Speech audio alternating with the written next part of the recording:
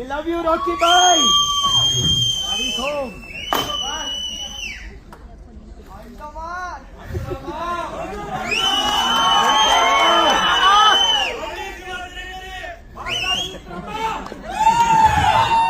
ಎಲ್ಲರಿಗೂ ನಮಸ್ಕಾರ.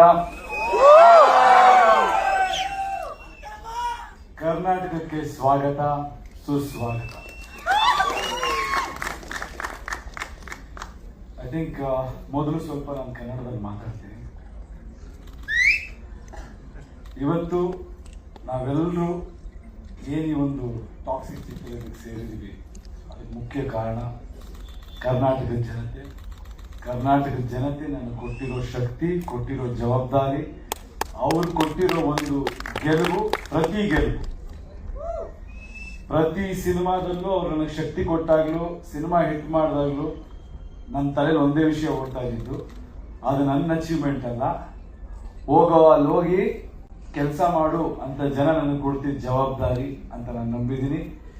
ಅದೇ ರೀತಿ ಪ್ರತಿ ಸಿನಿಮಾನು ನಾನು ಕೆಲಸ ಮಾಡ್ತಾ ಮುಂದೆ ಹೆಜ್ಜೆ ಇಟ್ಟಿದ್ದೀನಿ. ಆ ಹೆಜ್ಜೆಗೂ ಎಲ್ಲ ಗೌರವಿಸಿದಿರ.